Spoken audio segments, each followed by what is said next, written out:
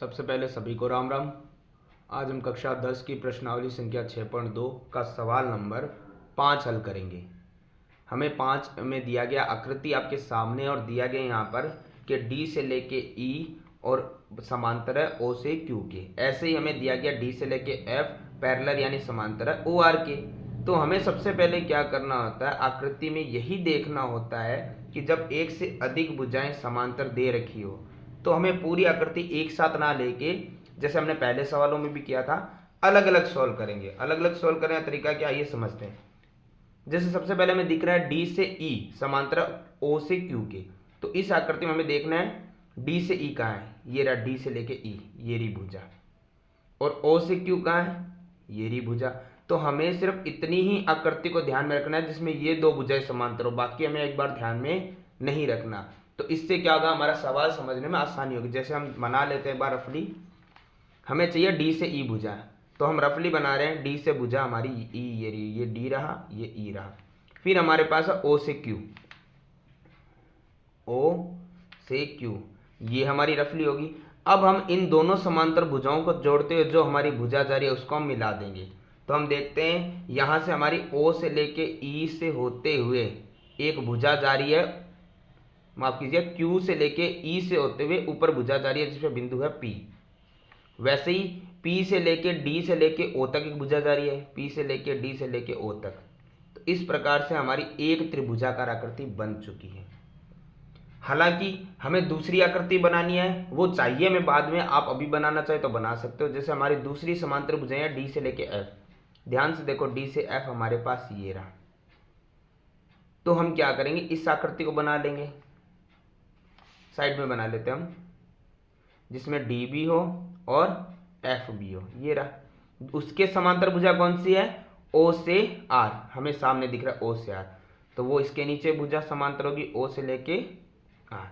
अब हमें क्या करना है, इसी आकृति को मिला देना। जैसे हमने क्या किया, यहाँ पे एफ और आर हमारा दोनों आ रहा है, तो हम एफ आर को मिलाते हुए ऊपर जहां तक भुजा जा रही है खींच देते हैं, जहां पे बिंदु जो भी हम अंकित कर देते हैं कौन सा है, पी। ऐसे ही अब हम क्या करते हैं, पी तो अंकित हो गया है, पी से लेके डी से लेके ओ तक भुजा मिला देते हैं, पी डी और ओ तक। ध्यान से देखो हमारे पास दो अलग अलग आकृतियां आ चुकी है। तो अब हम इस तरीके से अगर सवाल को हल करेंगे तो हमारा सवाल आसान होगा। कैसे, आइए समझते हैं। सबसे पहले हमें डी ई समांतर क्यू ओ क्यू चाहिए, तो डी ई और ओ क्यू ये वाला है, तो हम पहले ये वाली आकृति लेंगे। और हमें एक बात तो हमने समझी है पहले भी प्रमेय 6.1 में भी, कि जब हमारी भुजाएं समांतर हो, जो कि पहले से दिया गया है, तो उसके संगत भाग क्या होते हैं, हमारे समानुपाती होते हैं, समान अनुपात में होते हैं। तो हम उसी चीज को लिख देंगे।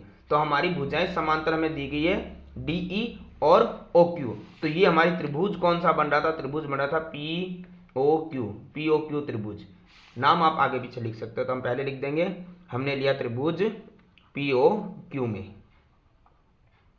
और त्रिभुज पी ओ क्यू में ईडी भुजा या डीई नाम ओ क्यू के समांतर है, जो हमें दिया गया, तो हम वही लिख लेंगे कि इसके अंदर हमें क्या दिया गया है कि डीई समांतर है ओ क्यू के। जैसे मैंने पहले बताया, ये आप आगे पीछे नाम कर सकते हो, कोई फर्क नहीं पड़ता है, भुजाएं दोनों समांतर है। तो इसके संगत भाग समान अनुपात में होते हैं। जैसे कि पीई किसके अनुपात में बराबर होएगा, ई क्यू के, पीडी ये हो गया पीडी और डी से लेके ओ।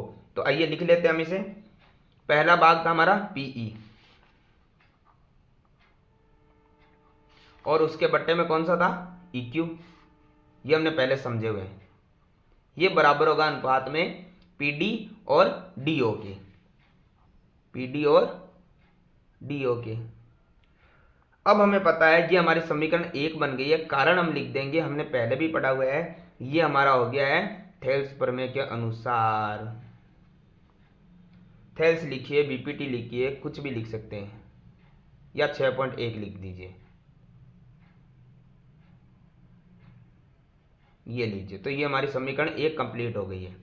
अब ऐसे ही हमें दूसरी वाली आकृति लेनी है। एक हमने ले लिया, तो दूसरी वाली आकृति लेंगे।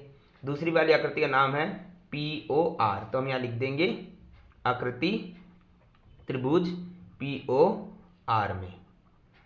ये हमने क्यों लिया है, क्योंकि जो दूसरी समांतर भुजा में दी है यहाँ पे लेके डी से लेके अब तक, वो हमारी है ओ आर के समांतर। तो हम क्या करेंगे, यहाँ पर उसी को लिख देंगे, क्योंकि डी से लेके एफ, ओ से लेके आर हमें यहाँ पर दिया गया था। तो हम यहाँ लिख देंगे कि जब दो भुजाएं पहले से समांतर है, जिनके नाम हमें दिए गए हम लिख लेते हैं, क्योंकि डी से लेके एफ समांतर है ओ से आर, ये हमें दिया गया था। तो उनके संगत भाग क्या होते हैं? समान अनुपात में होते हैं। तो हमारे संगत भाग हो गए पी से लेके डी, यहाँ लिख लेते हैं हम पी से लेके डी, ये बट्टे में डी से ओ, और यहाँ पे बराबर होगा पी से लेके एफ और बट्टे में एफ आर के, यानी कि पी से लेके एफ और एफ आर के क्या होगा? ये अनुपात में बराबर होगा। ये हमारी होगी समीकरण नंबर 2। कारण वही है, प्रमेय 6.1 लिखो, थेल्स लिखो या बीपीटी लिखो, यानी कि आधारभूत अनुपातिक प्रमेय के अनुसार। तो इस तरीके से हमारी 2 समीकरणें बन चुकी है, दोनों ही आकृतियों को लेके, दोनों समांतर भुजाओं को लेके। अगर ज्यादा समांतर भुजाएं होगी तो और आकृति बनती होगी, उसको हम अलग बना सकते हैं। यहां से नहीं समझ पाए तो इसी आकृति को हम अलग अलग रफली बना के समझ सकते हैं। तो अब यहां तक हमारा काम हो चुका है समीकरण 1 और 2 के अनुसार। अब हम क्या करते हैं, समीकरण 1 और 2 को लेते हैं, तो लिखते हैं समीकरण 1 व 2 के अनुसार। ध्यान से समीकरण 1 और 2 को देखिए। समीकरण 1, ये पीई बटे ई क्यू किसके बराबर है? पीडी और डीयू के। ये पीडी है बटे डीओ के बराबर है। दूसरी समीकरण हम देखें तो भी ये जो पी एफ बटे एफ आर, ये भी पीडी बटे डीओ के बराबर है। तो ये पीडी बटा डीओ, पीडी बटे डीओ दोनों तरफ क्या आ रहा है? कॉमन आ रहा है। तो ये हमने पहले भी समझा था कि जब समीकरण 1 और 2 दोनों हमारे एक ही भाग के जब बराबर होते हैं, कॉमन भाग के बराबर होते हैं, तो बचे हुए 2 जो भाग होते हैं हमारे, वो एक दूसरे क्या हो जाते हैं? बराबर। तो हमारा भाग यहाँ पे हो गया पीई बट्टे में ई क्यू बराबर हो गया है पी एफ और एफ आर के। नॉर्मल भाषा में आप समझो तो जब हमारा एक भाग जो दोनों में कॉमन आ रहा है उसको हम नहीं लिखते हैं, जो बचा हुआ भाग होता है वो एक दूसरे के क्या हो जाते हैं? बराबर। तो ये जब हमारा सिद्ध हो चुका है तो हम क्या करेंगे, यहाँ पर सिर्फ एक छोटा सा काम हमें करना है कि जब हमारे 2 भाग अनुपात में बराबर हो रहे हैं, अब ये किस किस में हो रहे हैं ये हम आकृति में देख लेते हैं। पीई हमारा ये रहा, ई क्यू हमारा ये रहा, ये अनुपात में बराबर है। पी एफ हमारा ये रहा और एफ आर हमारा ये रहा। तो हम ध्यान से देखते हैं कि ये वाला अनुपात इस अनुपात के और ये वाला अनुपात इस अनुपात के बराबर है। तो दोनों अनुपातों के बीच में जो भुजा होती है, पहली आ रही है ई से लेके एफ और दूसरी आ रही है ओ से क्यू से लेके आर, यानी ई से एफ और क्यू से आर, दोनों भुजाएं एक दूसरे क्या हो जाएगी? समांतर। तो अब हमें सिर्फ ये लिखना है और कुछ नहीं करना है कि जब ये दोनों बराबर है तो हम लिख देंगे यहाँ पे अतः ई एफ समांतर है क्यू आर के। कारण क्या रहेगा हमारा? 6.2, यानी कि इस प्रमेय का जस्ट उल्टा हो जाएगा। तो थेल्स प्रमेय का विलोम यानी कि अपोजिट। तो इस तरीके से हमारा सवाल क्या हो गया है? समाप्त।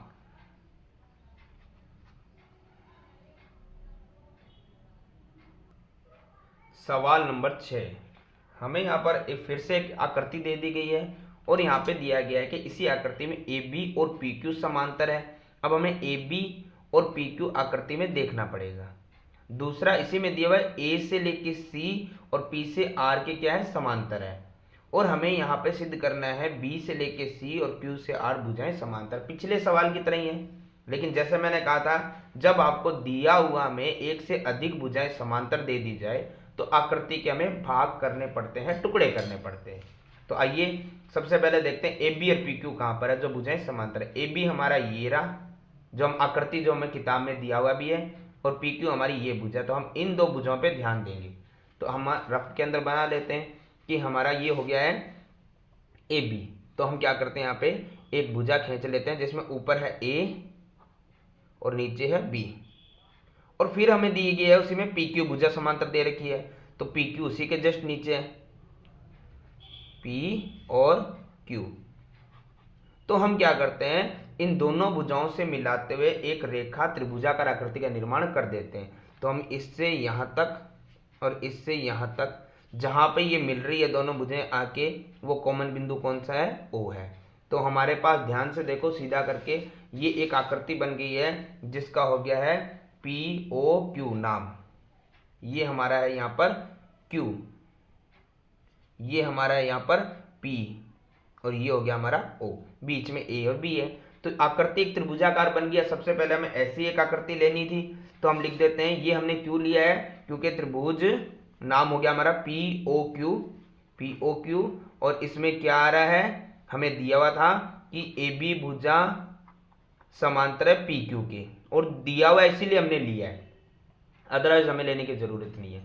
पहले से भुजाएं समांतर हो तो उनके संगत भाग क्या होते हैं? एक दूसरे के समानुपाती होते हैं। तो हमें पता है O से लेके A से P के बट्टे में, O से A बट्टे में है A से P, ये बराबर होएगा O से B से Q के। तो ध्यान से देखो, ये हमारी समीकरण नंबर क्या बन गई है? 1। कारण हमें देना पड़ेगा, तो कारण मैंने बहुत सारे बता रखे आपको। जब भी समांतर भुजाएं हो तो संगत भाग समानुपाती होती है। प्रमेय 6.1 के अनुसार भी हो सकता है, थेल्स प्रमेय के अनुसार भी हो सकता है, और बीपीटी प्रमेय के अनुसार भी हो सकता है। तीनों एक ही नाम, तीनों के अलग अलग नाम, पर तीनों एक ही वजह से, एक ही रीजन से जानी जाती है। तो हम यहाँ लिख देंगे थेल्स प्रमेय या 6.1 के अनुसार। तो ऐसे ही हमने पहले सवालों में प्रमेय बनाई थी, और उन्हीं प्रमेयों के द्वारा हमारी समीकरण बनी थी। अब हमें दिया गया दूसरा, हमें आकृति लेनी है। कौन सी लेनी अभी हमें पता नहीं है, लेकिन उस आकृति में एक चीज हमें पता है कि A से C समांतर होगी P से R के। तो इस आकृति में हमें A से C देखना, ये रहा। तो हम इसे बना लेते हैं।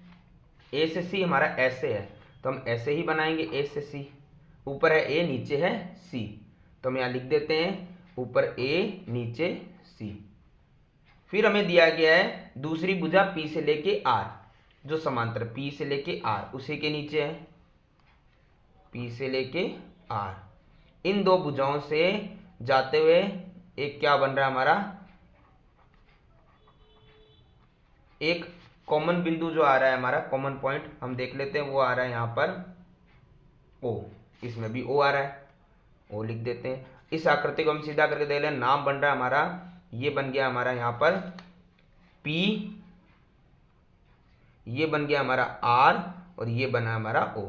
ये हमारा इसमें दिया हुआ है, तो हमारा हो गया है POR। तो आकृति हमारे सामने है, त्रिभुज POR में जो हमारी समांतर भुजाएं दी गई थी वो हमने पहले लिख लिया, ऐसी समांतर है PR के, और हमने देख भी लिया है। अब हमें क्या करना है? हमें एक चीज पता है कि जो हमारी AC भुजा के समांतर है PR भुजा। समांतर भुजाओं के संगत भाग क्या होते हैं? एक दूसरे के समानुपाती।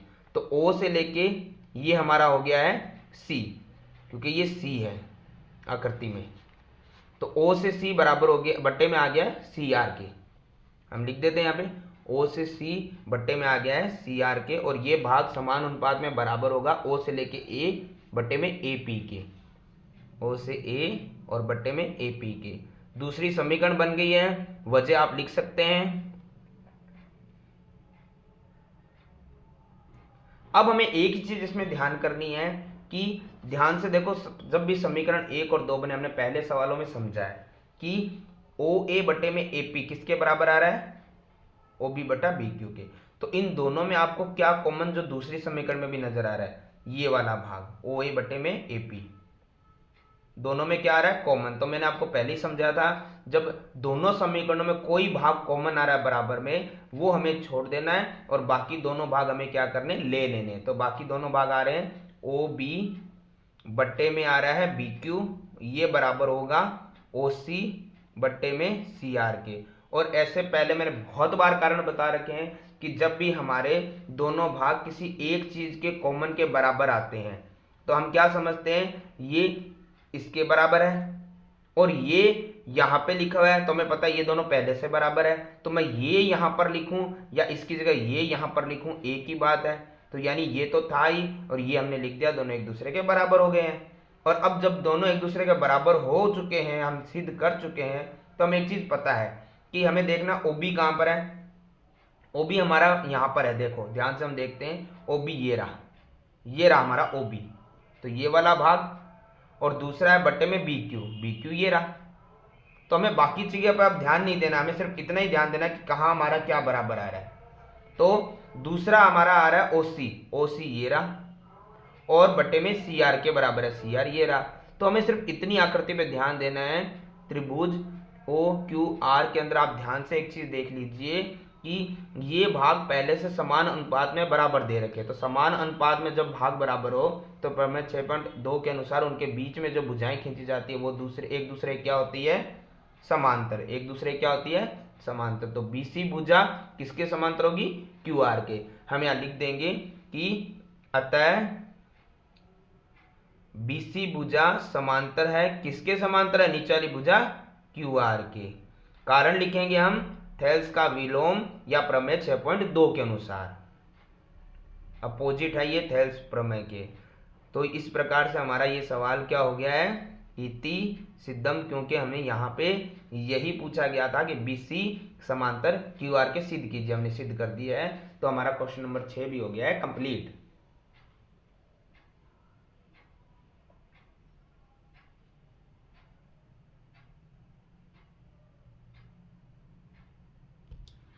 क्वेश्चन नंबर 7 हमें यह दिया गया है कि प्रमेय 6.1 का प्रयोग करना है और सिद्ध करना है कि एक त्रिभुज है। अब हमें यहाँ पे आकृति दी नहीं गई है तो हम बना सकते हैं कि हमें एक सबसे पहले एक त्रिभुज बनाना है। हम क्या स्टेप बाय स्टेप चलेंगे तो क्वेश्चन हमारा मुश्किल होगा ही नहीं। तो एक त्रिभुज तो हम नॉर्मली बना सकते हैं। हमें नहीं दिया गया यहाँ पे आपको समकोण त्रिभुज बनाना, हमें एक त्रिभुज बनाना, और त्रिभुज नॉर्मली ऐसा ही बनता है।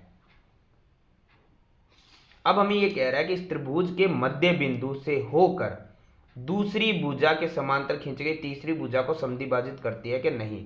तो देखो त्रिभुज में 3 भुजाएं तो होती है, हमें पता है। तो ये कह रहा है त्रिभुज की एक भुजा में लेनी है। हम कोई भी एक भुजा हम ले सकते हैं। मान लीजिए हमने ये वाली ले ली, तो उस एक भुजा के मध्य बिंदु यहाँ पर कहीं पर एक मध्य बिंदु बनाना हमें।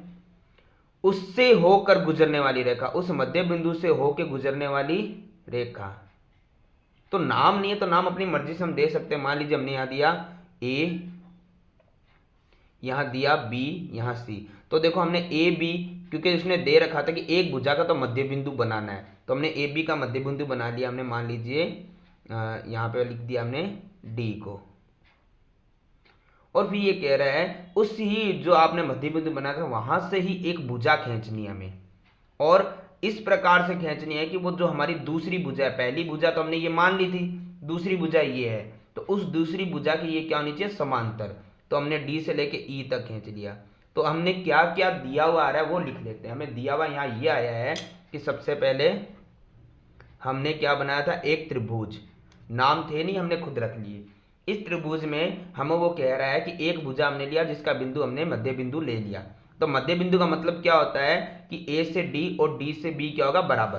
तो यानी हमें ये दिया हुआ है कि ए से डी बराबर है डी से बी के, ये तो हमें दिया गया है, ठीक है। फिर ये कह रहा है इसी बिंदु से हमें एक रेखा खींचनी है जो दूसरी भुजा के समांतर हो, यानी ये भी हमें दिया गया है कि भुजा डी ई समांतर है किसके, बी सी के। दो चीजें हमें दी गई है पहले से ही। और नाम आप अगर कुछ और लिखोगे तो यहाँ पे नाम कुछ और आएगा, लेकिन तरीका यही रहेगा। फिर अब ये कह रहा है अब तीसरी भुजा पे आओ। पहली भुजा हमने ये ली थी, दूसरी हमने, तो तीसरी भुजा ये आ गई। तीसरी भुजा को समद्विभाजित करती है कि नहीं, यानी हमें ये बताना है कि जो ये बिंदु आ रहा है क्या तीसरी भुजा को बीच में से काट रहा है कि नहीं काट रहा है। यानी ई, बिंदु ई ऐसी भुजा का समद्विभाजक है या नहीं, समद्विभाजक यानी काटने वाला है। अब ये हमें सिद्ध करना है। वैसे हम लिखें तो हम ऐसे भी लिख सकते हैं कि समद्विभाजक का मतलब ये होता है कि ए ई बराबर आना चाहिए इसी के, ए ई बराबर आना चाहिए इसी के। ये हमें सिद्ध करना है। तो अब ध्यान से देखो, आकृति हमारे सामने है, हमें 6.1 प्रमेय का प्रयोग करना है। तो उसके लिए हमें सबसे पहले क्या करना है कि यहाँ पर एक आकृति ले लेते हैं। हम सवाल शुरू करते हैं। तो आकृति हमारे पास सिंपल सी कौन सी है, ए बी सी। यहाँ पे कोई दो त्रिभुज अलग अलग तो आ ही नहीं रहे हैं, दो भुजाएं समांतर होती है एक दूसरे के, तो वो एक आकृति बनती है। तो हमें पता है यहाँ पे त्रिभुज एबीसी के अंदर हमें क्या दिया हुआ था, एबीसी में हमें ये दिया गया है कि ये भुजा इसके समांतर है, ये पहले से दिया हुआ है। तो ABC में भुजा DE समांतर है BC के। तो DE समांतर होते हैं तो हमें पता है कि संगत भाग एक दूसरे क्या होते हैं, समानुपाती। 6.1 का प्रयोग करना तो 6.1 पर में यही बताती है कि जब भुजाएं समांतर आपको दे रखी हो तो इनके भाग संगत जो भाग होते हैं वो समान अनुपात में होते हैं, यानी AD बटा में होगा DB और ये बराबर आएंगे AE बटे में EC के। कारण हम दे सकते हैं थेल्स या 6.1। इस प्रकार से अब हमें पता है कि यहां पर AD है बटे में DB है। हमें एक चीज पहले ही दिया हुआ था कि AD और DB तो दोनों बराबर है, तो हम क्या करते हैं दोनों को कॉमन रखेंगे। अगर यहाँ AD है तो इस DB की जगह भी हम क्या रख सकते हैं, AD। तो हम क्या करेंगे, यहाँ पे क्या रख लेते हैं, AD, क्योंकि पहले दोनों से बराबर ही है। DB रखो चाहे AD रखो, दोनों बराबर है, तो मैं DB की जगह AD रखता हूँ ताकि मेरा सवाल कॉमन आ जाए, आसान हो जाए। और बराबर में कुछ कॉमन आ नहीं रहा है, वो एज इट इज रहेगा। अब देखो AD से AD तो क्या हो गया, कट गया। अब यहां पर है हमारा AE बराबर। अब हमें पता है कि जो बट्टे में संख्या होती है, बट्टे में कोई भी पद होता है वो वहां चला जाता है दूसरी तरफ, बराबर के उधर किस में जाता है, गुणा में। और उधर हमें पता है कि AD से AD कटने के बाद 1 बचा था, और 1 की गुणा अगर EC उधर जाएगा तो EC से करने पे 1 EC ही आएगा। तो हमें क्या साबित करना था, AE बराबर है EC के। तो ये हमारा सवाल क्या हो गया, कंप्लीट। बस हमें ये लिखना है यहाँ पर कि ये हमारा इसका क्या है, समद्विभाजक बिंदु था, यानी कि ये हो गया हमारा सवाल इति सिद्धम, क्योंकि यही हमसे पूछा गया था और ये हमारा हो गया सॉल्व। तो इस तरीके से हमारा क्वेश्चन नंबर 7 होता है कंप्लीट। क्वेश्चन नंबर 8 हमें दिया गया है, इस बार प्रमेय 6.2 का प्रयोग करना है। फिर से एक त्रिभुज बनाना है, उसकी दोनों भुजाओं को लेना है, मध्य बिंदु बनाने हैं, तो आकृति बनानी हमें खुद ही है। तो ऐसे सवालों में ज़्यादा समस्या लेने की ज़रूरत नहीं है। ये हमें सबसे पहले क्या कह रहा है, 6.2 का प्रयोग चलो कर लेंगे। ये कह रहा है एक त्रिभुज बनाना है, तो त्रिभुज तो नॉर्मल हम बना सकते हैं, कोई प्रॉब्लम तो नहीं है बनाने में। ये हमने क्या किया, एक त्रिभुज का निर्माण कर दिया। अब हमें ये कह रहा है कि जो त्रिभुज है उसकी हमें 2 भुजाएं हैं, उनके मध्य बिंदुओं को मिलाने वाली एक रेखा खींचनी है। तो हमारी 2 भुजाएं ये रही और इनके मध्य बिंदु, मध्य बिंदु नाम नहीं है, हम खुद लिख सकते हैं, हम वैसे ही लिख लेते हैं ABCDE। तो हमें इतना तो पता है ये दोनों मध्य बिंदु है, तो ये तो हमें दिया हुआ है, ठीक है। तो हम सबसे पहले जो दिया है उसे लिख के फ्री करते हैं ताकि बाद में समस्या ना रहे। इसने हमें खुद बोला है कि त्रिभुज लेना है और उसमें हमें क्या करना है, 2 मध्य बिंदु लेने हैं। तो मध्य बिंदु का मतलब होता है कि A से D, D से B के क्या होगा, बराबर। मध्य बिंदु का यही मतलब होता है जो बीचों बीच से काट रहा है, तो दोनों भाग बराबर होंगे। जैसे AE बराबर होगा EC के, तो हम लिख लेंगे AE बराबर होगा EC के, ये दोनों भाग तो बराबर है। अब ये हमें कह रहा है जो दोनों मध्य बिंदुओं को मिलाने वाली रेखा, तो इसको क्या करो आप, मिला दो। ये मिलाने वाली रेखा यानी DE भुजा, तीसरी भुजा, अब दोनों भुजाएं ये तो तीसरी भुजा ये है, यानी कि BC के समांतर होती है या नहीं होती है, होती है, लेकिन सिद्ध करना है हमें। सिद्ध हमें क्या करना है, जो भुजा हमारी मध्य बिंदुओं को मिलाया था हमने DE, वो समांतर होती है तीसरी भुजा BC के, ये हमें सिद्ध करना है। तो 6.2 का प्रयोग करना है, लेकिन सबसे पहले हमें एक चीज पता है कि जब हमारे ये जो भाग मध्य बिंदु बोले गए हैं, तो हमें ये एक चीज तो पता है कि हम इन 2 पार्ट्स को बराबर हम ले सकते हैं समान अनुपात में। बराबर है वो अलग है, लेकिन समान अनुपात में हम बराबर ले सकते हैं। जैसे AD बटे में DB, तो हम शुरू करते हैं AD बटे में DB। दूसरा अनुपात AE बटे EC के क्या होता है, बराबर। ये तो हमें पता है, इतनी देर से हम सवाल ये कर रहे हैं तो इतना तरीका तो हमें पता चल गया है, बराबर है। तो हम क्या करते हैं, अब पहले सवाल की तरह ये सवाल करेंगे कि AD तो है, लेकिन हम दूसरे वाले पार्ट को बराबर कर देते, क्योंकि DB AD के बराबर है। तो मैं DB लिखूं चाहे उसकी जगह क्या लिख दूं, AD, दोनों कॉमन कर देते हैं। ऐसे ही यहाँ पर AE तो है हमारा, बटे में EC किसके बराबर था, AE के बराबर था। तो मैं यहाँ पे EC लिखूं या उसके बराबर में AE लिख दूं, एक ही बात है। ये इसीलिए क्योंकि दोनों कॉमन आ जाए, AD से AD और AE से AE कट गया, तो तो यहाँ पे दोनों कटने के बाद क्या बचेगा, एक, क्या बचेगा, एक। यानी कि ये दोनों जो अनुपात तो थे वो एक दूसरे क्या रहे हैं, बराबर। यानी कि अनुपात बराबर है, प्लस में जो भुजाएं दी गई है वो टुकड़े भी एक दूसरे क्या है, बराबर है। दोनों टुकड़े भी एक दूसरे क्या है, बराबर। यानी कि हम ये कह सकते हैं कि AD AE के और DB EC के क्या आ रहा है, बराबर। यानी जब दोनों समान अनुपात में बराबर आती है भुजाएं, तो हम यहाँ लिख सकते हैं कि हमारा ये जो भाग है AD बटे में DB और बराबर आ रहा है AE बटे के EC के। तो हमारी प्रमेय 6.2 के अनुसार जो मध्य बिंदुओं को मिलाने वाली रेखा तीसरी भुजा क्या आती है, समांतर। तो हम यहाँ लिख देंगे, अतः हमारी भुजा DE समांतर है किसके, BC के। और वजह क्या रहेगी, वजह हो जाएगा थेल्स का अपोजिट, यानी थेल्स प्रमेय का विलोम, या 6.2 के अनुसार। इस प्रकार से हमारा क्वेश्चन नंबर 8 भी होता है कंप्लीट।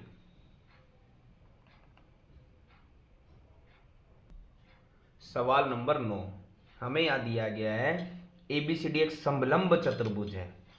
एक ट्रिपेजियम बनाना है सबसे पहले, तो हमें क्या करना है, सबसे पहले हम लिख लेते हैं, आकृति बना लेते हैं। तो आकृति हमारे पास है नहीं, तो समलंब चतुर्भुज बनाना कोई मुश्किल नहीं है। हमें पता होता है कि भुजाएं समांतर होती है, परंतु आकृति कुछ इस प्रकार से होती है ये।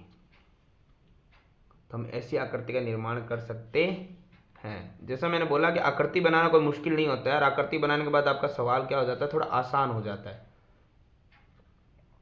ये दे रहा है तो ठीक है, नहीं दे रहा है तो हम खुद से बना लेंगे। अब हमें क्या करना है कि इसी को समलंब चतुर्भुज है जिसका नाम हमें दिया हुआ था, एक्स्ट्रा हमें कुछ करना नहीं है, सिर्फ नाम जो दिया है वो लिख लेते हैं। तो यहाँ पे हो गया A, यहाँ पे हो गया B, यहाँ पे हो गया C और यहाँ पे हो गया D। क्योंकि ABCD दिया हुआ, अगर नहीं दिया होता तो हम अपनी मर्जी से कोई और भी नाम लिख सकते थे।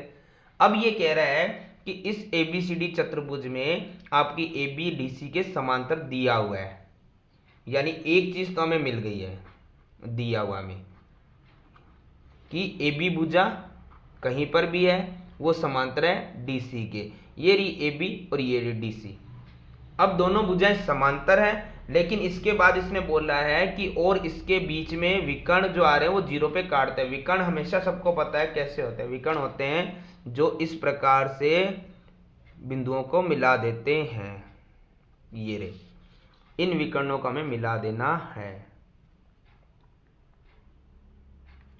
और इसने बोला है कि जो विकर्ण काट रहे हैं वहां पे अपना नाम खुद ज्ञान ना लगाएं, जो नाम दिया गया वही लिखें। विकर्ण है यहाँ पर O, वहीं पे काट रहे हैं। तो अब हमें EO बटे में BO, CO बटे में DO यही सिद्ध करना है।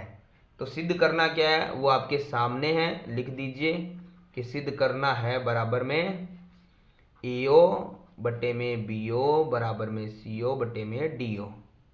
ये हमें सिद्ध करना है।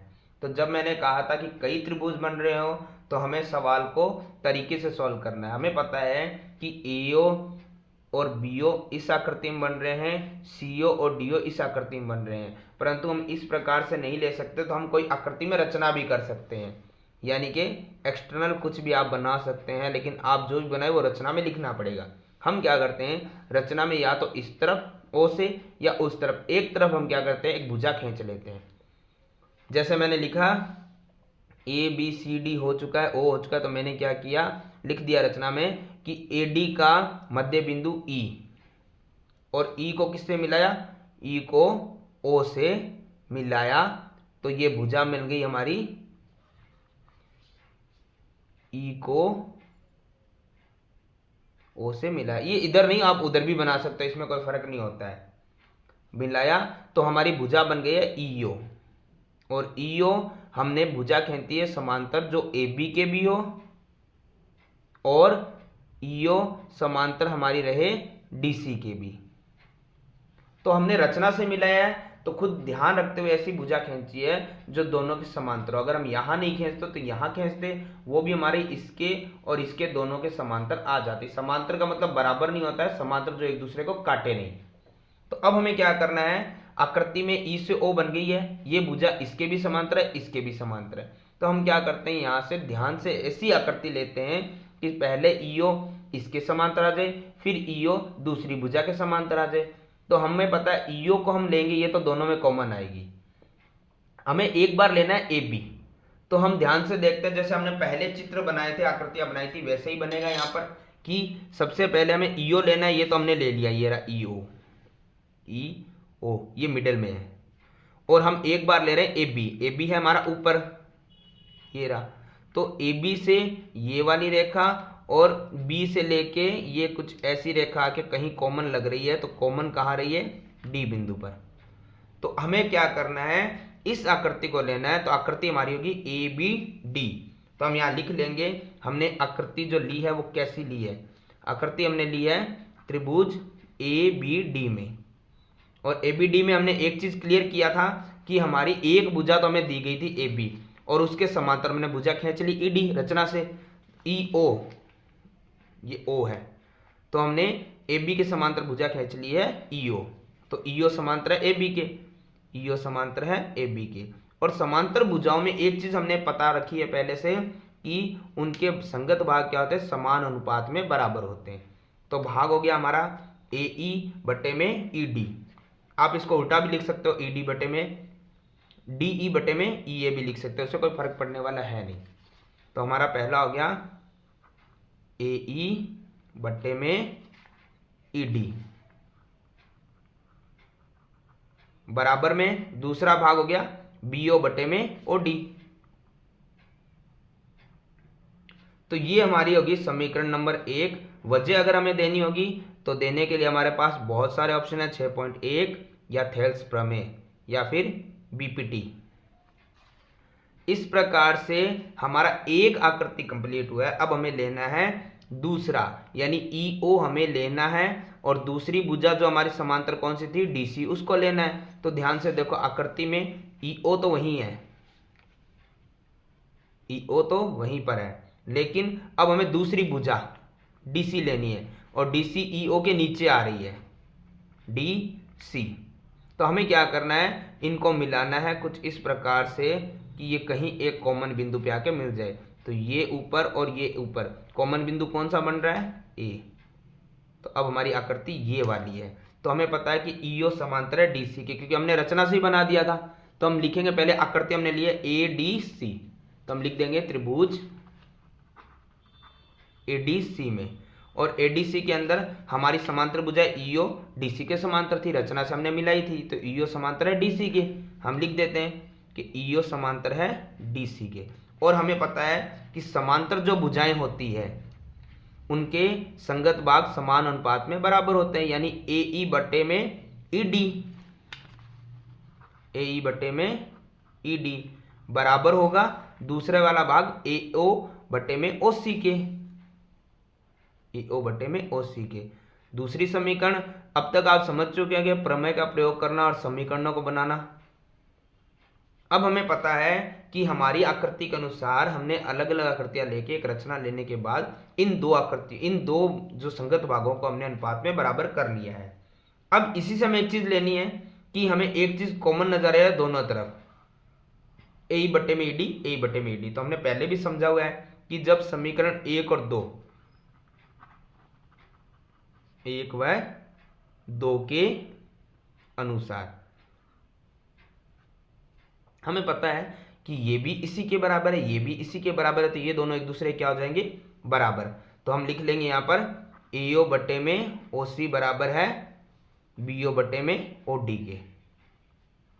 ये भी इसी के बराबर, ये भी इसी के बराबर, तो ये दोनों कॉमन आ गए, तो ये दोनों एक दूसरे क्या हो गए? बराबर। और ये हमने सिद्ध किया भी, ठीक है। अब हमें एक चीज ध्यान रखनी है यहाँ पर कि हमसे पूछा क्या गया था, एओ हमें चाहिए था, एओ में मिल गया, लेकिन बट्टे में बीओ चाहिए, ओसी तो हमें चाहिए ही नहीं है। वहां पे हमें सीओ चाहिए, सीओ या ओसी एक ही बात होता है, दोनों को आगे पीछे लिख दो कोई फर्क नहीं पड़ेगा। बट्टे में डीओ या ओडी, तो हम क्या करते हैं यहाँ पे एक चीज कर सकते हैं, एओ है यहाँ पर, जो ओसी डिवाइड में है वो कहाँ चला जाएगा? मल्टीप्लाई में। तो ओसी को सीओ लिखो या ओसी लिखो एक ही बात है, हम इसको ओसी को सीओ लिख देते हैं। यहां भाग में है तो वो चला जाएगा ऊपर गुणा में, और ऐसे जो यहां पर गुणा में वो कहां चला जाए? इसके भाग में।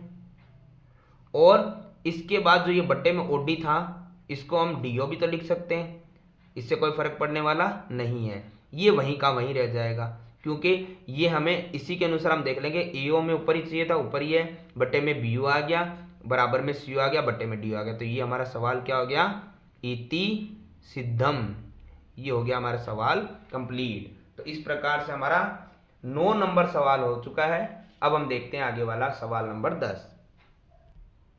सवाल नंबर 10 हमें यहाँ पर दिया गया है कि एक चतुर्भुज है जिसके विकर्ण एक दूसरे को काट रहे हैं, ओ पर ABCD ही चतुर्भुज बनाना है। तो चतुर्भुज नॉर्मली हम बना सकते हैं, और ध्यान से अगर देखें तो पिछले सवाल का जस्ट उल्टा है। जो हमें वहाँ पे सिद्ध करना था, पूछा गया था, वो इस बार दे दिया गया आपको। और पिछली बार हमें दिया गया था कि ABCD एक समलंब चतुर्भुज है, वो इस बार हमसे पूछा गया है। तो देखा जाए तो वैसे तो पीछे वाले सवाल के जैसे हम कर सकते हैं, जस्ट ऑपोजिट करना पड़ेगा हमें, यानी कि ऑलमोस्ट जो चीजें हमें दे रखी है वो हमें जस्ट उल्टी दे रखी है, यानी कि जो वहां पे सिद्ध करना था वो इस बार दिया गया है। यानी दिया क्या गया है कि AO बटे BO बराबर है CO बटे DO के, और इसके अलावा हमें जो पिछली बार दिया गया था कि समलंब चतुर्भुज है, वो हमें सिद्ध करना है कि ABCD एक समलंब चतुर्भुज है। और समलंब कैसे सिद्ध होगा,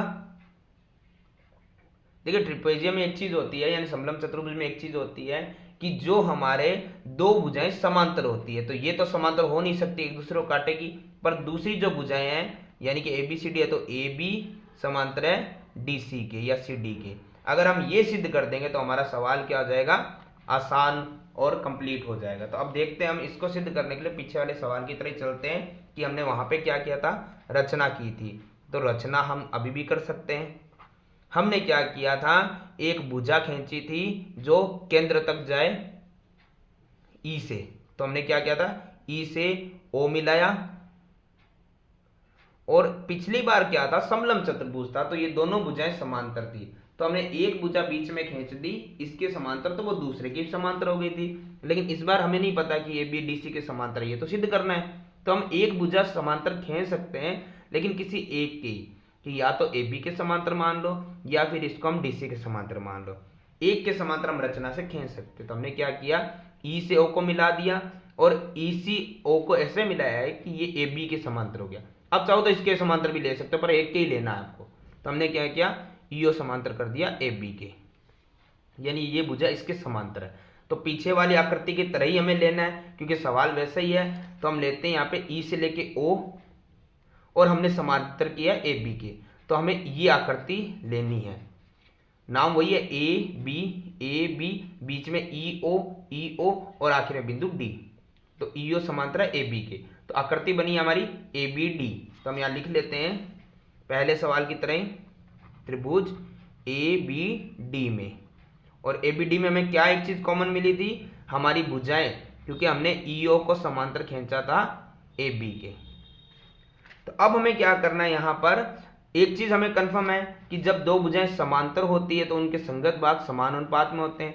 तो AE बटे में ED बराबर होगा अनुपात में BO बटे OD के। यही भाग आ रहे हैं अनुपात में बराबर, तो BO बटे में OD। तो हम लिख देंगे यहाँ पे BO बटे में OD या DO एक ही बात होती है, इसमें कोई फर्क नहीं होता है। इनको आप नाम को आगे पीछे कर सकते हो, कोई फर्क नहीं आएगा। तो ये हमारी होगी समीकरण नंबर 1। कारण सबको पता है, हमने किस प्रमेय का प्रयोग किया, 6.1 थेल्स प्रमेय। तो एक समीकरण बन गई है। अब दूसरी आकृति हम इसलिए नहीं ले सकते कि हमने एक को ही समांतर कर सकते थे, हमने कर लिया। दूसरी समांतर है नहीं अभी तक, तो हम इस आकृति को ले नहीं सकते। लेकिन हाँ, हमें जो दिया गया है वो तो हम ले सकते हैं। दिया हमें क्या गया था, हमें दिया गया था AO बटे में BO बराबर था CO बटे में DO। तो ध्यान से देखो, समीकरण 1 के अंदर हमारा यहाँ पर बटे में DO आ रहा है, ठीक है। तो हम क्या कर सकते हैं, ऊपर हमारा CO कॉमन नहीं आ रहा, तो हम कॉमन करने के लिए एक चीज कर सकते हैं, जो यहाँ भाग में हमें दिया गया उसको हम गुणा में ला सकते हैं। तो हम इसी को सॉल्व कैसे करेंगे, ऐसे कि AO है, बट्टे में जो BO था वो उस तरफ कहाँ चला गया, गुणा में, और जो गुणा में CO था वो कहाँ गया, बट्टे में, और DO वैसे का वैसा। अगर नहीं समझे दोबारा बताते हैं। ईओ को डीओ को हमने वैसे का वैसे रखा है और इन दो के स्थानों का परिवर्तन कर दिया है, क्योंकि हमें पता है कि जो यहाँ गुणा में वो भाग में जाएगा और जो भाग में वो गुणा में जाएगा, तो इनका स्थान परिवर्तन हमने कर दिया। सीओ बट्टे में आ गया, बीओ उधर चला गया। ये इसीलिए किया है क्योंकि हमारी समीकरण 1 के जैसे हमने कॉमन बनाना था, हमने बना लिया। ये होगी हमारी समीकरण नंबर 2।